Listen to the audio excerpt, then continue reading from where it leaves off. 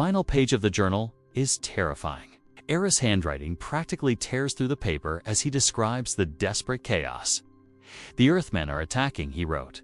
"They're everywhere, but they are not trying to kill us. They are trying to destroy the stones at that moment." The sky above them tore open. Aris described it not as a portal, but as a fissure, a wound in the sky weeping. A blackish-purple light that does not belong in this universe. Amid the screams, as Alara let out an inhuman shriek, the horrific truth hit Aris. "They're not calling home," he wrote. "They're opening the door."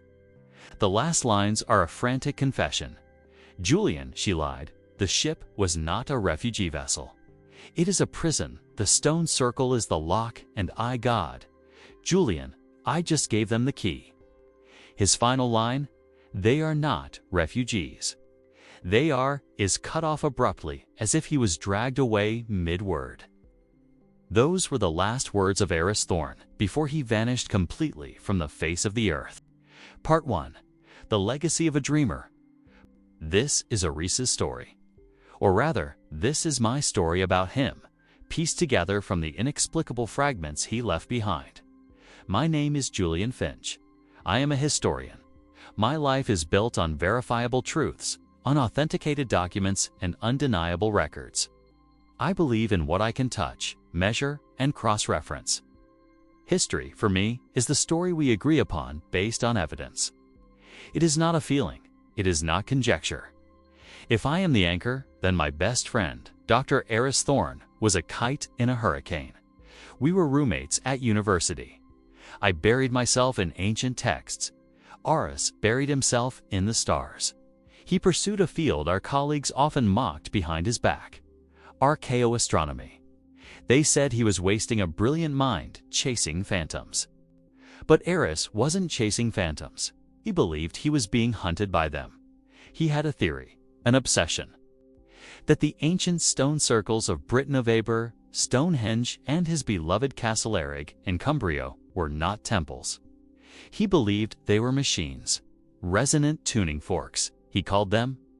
He believed they were designed to amplify a specific frequency, a signal from deep within the earth, and then broadcast it. He believed our ancestors weren't just watching the sky. They were listening to something, or perhaps they were trying to answer it. On the 24th of October 2024, Aris drove to Castlerigg alone. It wasn't a holiday. No great eclipse was reported. He went for another reason. He'd called me the night before, his voice crackling with static and a manic excitement.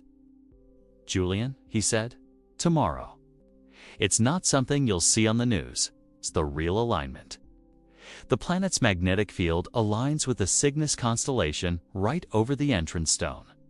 A spike my computer says shouldn't be possible. Julian, something is going to happen. I can feel it." I dismissed it. "Watch out for the fog," I said, "and don't get carried away." Hung up. It was the last time I ever spoke to him. Aris vanished. Not a trace. The police found his Land Rover in the car park. His waterproof jacket, his phone, his wallet. All inside that detail haunted me. Aris was a meticulous field explorer. He would never go onto the fells without his jacket and phone. It was as if he'd simply stepped out of the car and been erased from reality. They searched for weeks. Nothing. It was as if the earth had swallowed him whole. If you believe that stories like Aris's deserve to be heard, that the truth needs to be exposed, please like this video and subscribe to the channel. It's the only way his legacy can continue. Part 2. The Journal from Nowhere. Over a year passed. We are now in late 2025. Hope was dead, buried under cold logic. Until 3 months ago, when a trembling hiker, far off the beaten path, found a battered rucksack wedged in a rocky crevice, 2 miles from the stone circle. Most of the contents were ruined, but one item, wrapped in a waterproof bag, was intact: his leather-bound journal. The police looked at it. They dismissed the last few entries as nonsense, the ramblings of a man lost and dying of hypothermia. But I know Aris's handwriting. I know how his mind worked. This was not delirium. This was his testimony. It begins on the day he disappeared. From what I can piece together, when his watch struck the exact moment of the alignment he had calculated, something horrific happened. Not darkness, silence. Aris wrote, "All sound vanished. Not quiet, Julian. The absence of sound, a pressure on my eardrums as if the world was trapped in a vacuum. My ears rang from the emptiness. Then came the cold, not the wind chill of the fells." He described it as a static cold, sucking all heat from the air. His electronics died simultaneously. He heard a sound. A high-pitched shriek seeming to come from the stones themselves. Like a violin string snapping, he wrote.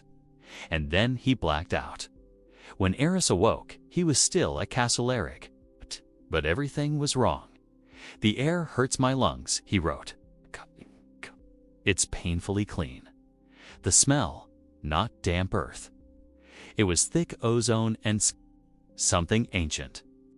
The smell of cold metal and old sorrow." He looked up. The sky, ... The sky was wrong. He wrote that, though it was midday, he could see the stars. Faint, but they were there. As if the atmosphere was thinner, weaker, and the constellations, they were misaligned, just enough to drive an astronomer mad. And the stone circle. It was no longer a ruin. "It's new, Julian. The stones aren't weathered. They're sharp, and the carvings. They're inlaid with quartz, and they are humming. A low, gut-churning note that's coming up through the soles of my boots." He did what any scientist would do. He checked his data, his mechanical Silva compass.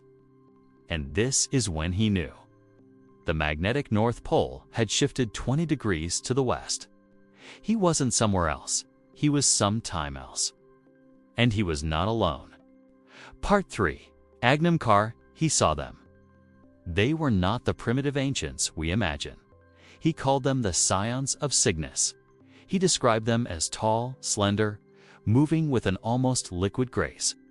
Their beauty was sterile, soulless. Their hair was flaxen gold or fiery red, and their eyes. This is the detail Aris repeated. They all had one bright blue eye and one dark brown eye. A chillingly uniform flaw. They carried tools that glowed with a cold blue light. Aris did what any of us would do. He ran. He survived alone for days. But this world was different, more savage. There is a frantic, scratched-out passage about being cornered by a beast, not a cat, he wrote. Its fur was patchy and wrong, not its eyes.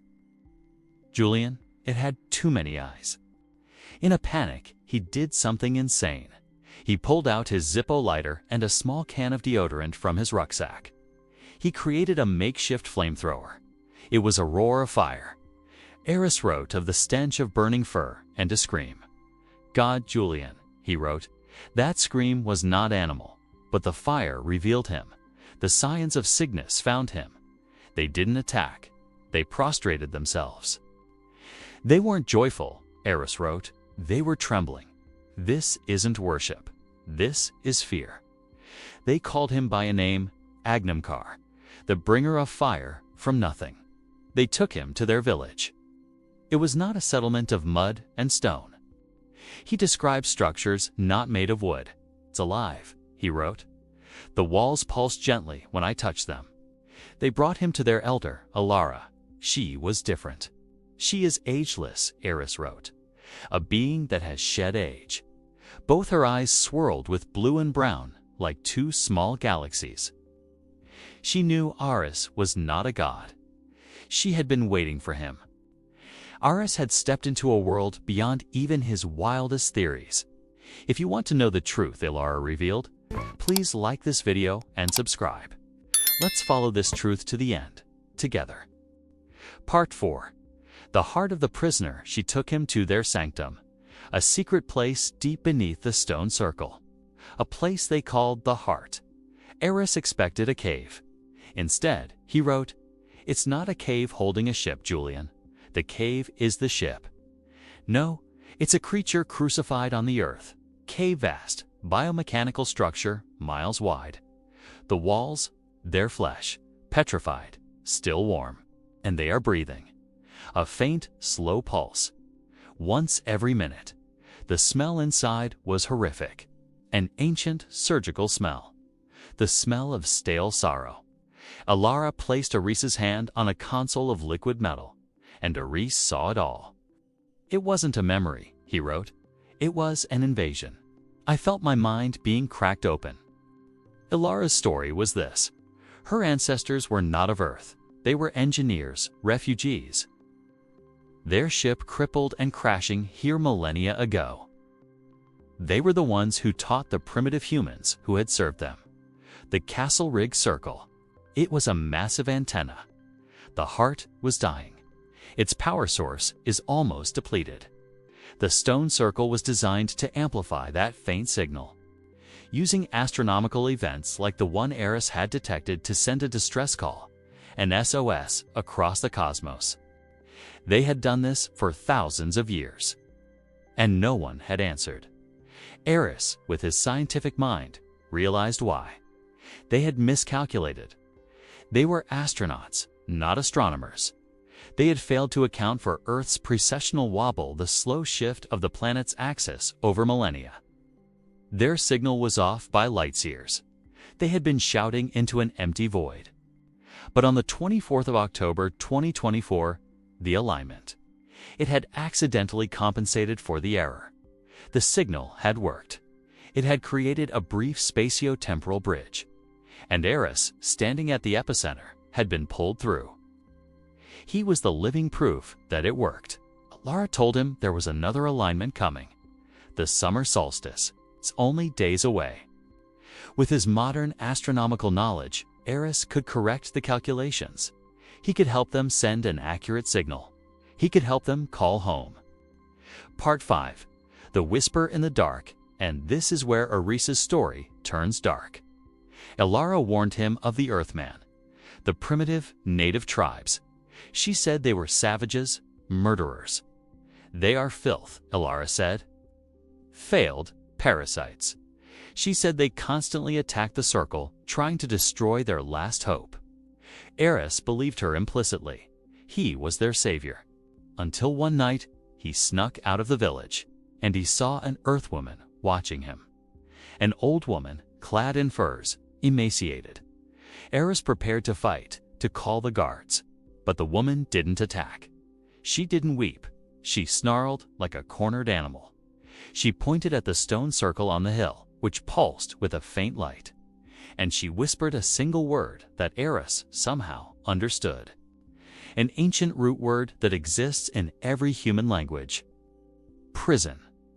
Then she pointed at Aris and spoke another word. Key. Then she pointed to the heart beating beneath their feet and spoke a final word. Demon. Aris's entire worldview collapsed. Who was lying? The beautiful, tragic alien race, or this desperate, primitive woman? He began to watch. He saw how the Scions of Cygnus never touched the bare earth with their hands. He saw the undisguised disgust as they threw food to their human servants, captured Earthmen, like scraps to dogs. He realized the truth. Was he their savior? Or was he the most monumental fool in cosmic history? The truth Aris was about to uncover was more horrific than anything he had imagined. He was facing a choice that could determine humanity's fate. If you want to know what happens next, please like and subscribe to join me in uncovering this journal's final, terrifying page. Part 6. The Summer Solstice, the final page of the journal, ... It's not an entry, it's a nightmare. The pencil lead is pressed so hard it almost rips the paper. It was the solstice. Aris had made the calculations. He stood inside the circle with Alara. He wrote, "I'm doing it, Julian." But I lied to her. "Julian, I altered the coordinates by 0.2 degrees. Not enough to get to their home. Enough to, I don't know. It's a gamble." An atheist's desperate prayer. The moment he finished, the Earthman attacked. Not a raid. A suicide charge. Aris described hundreds of men and women, armed with stone spears and torches, charging the Scions. But they weren't fighting the aliens. They were running for the stones. They carried sharp rocks to scratch the carvings. They were trying to destroy the circle. "They're not attacking," Aris wrote. "They're trying to protect us," Alara screamed. Not in her melodic language. It was an inhuman shriek. Her face, ... Aris wrote. It unhinged. She raised her tool. Aris described a beam of blue light. "It didn't burn them," he wrote. "It unmade them, atom by atom. A clean, disgusting death." And then the sky tore open. Aris described it not as a portal, but as a fissure. A wound in the sky, weeping a blackish-purple light. "It's not space," he wrote. "I see things moving inside. Impossible shapes. Shadows that are too big." In the chaos, the Earthwoman he had met, now mortally wounded, crawled towards him. She grabbed his ankle. She screamed, "They are not calling home. They are calling their kind." Alara saw it. She roared and lunged for Aris. And these are the last words, scrawled, frantic, almost illegible. She lied. "The ship wasn't a refugee vessel. It's a prison. The stone circle is the lock. And I, God, Julian, I just gave them the key. They aren't refugees. They are, that is where it ends." The final word is a smeared graphite stain, as if he was dragged away mid-word. Part 7. History is a warning, so where did my friend go? Did he die in the mud of Cumbria 5,000 years ago? Was this all the final, fevered delusion of a freezing, paranoid man? Witnessing a brutal tribal war and weaving the fantasy he always wanted to believe? That is what the historian in me craves to believe. Or did something worse happen? Did Aris Thorne, archaeologist from Keswick, accidentally unlock a door our ancestors fought and died to keep closed? What were they? The prisoners. And where did they go when the portal opened? Or have they arrived? I no longer know what to believe. I am a historian. I believe in evidence. And this is all I have. A madman's story that ends just before the most terrifying truth. I don't sleep anymore. Since reading this, every time there's a minor earthquake or a global power cut, I wonder, is the heart beating again? I'm not telling you this story to convince you. I'm telling you because I have to. Because if Aris was right, then the entire history of human civilization I've spent my life studying is not the story of our rise. It is the chronicle of their imprisonment. An arms race we never even knew we were in. And I am terrified that my friend, Aris Thorne, just fired the starting pistol for the other side. Thank you for listening to Aris's story. By liking and subscribing, you are helping to keep his memory and his warning alive. Do not let this truth be buried again.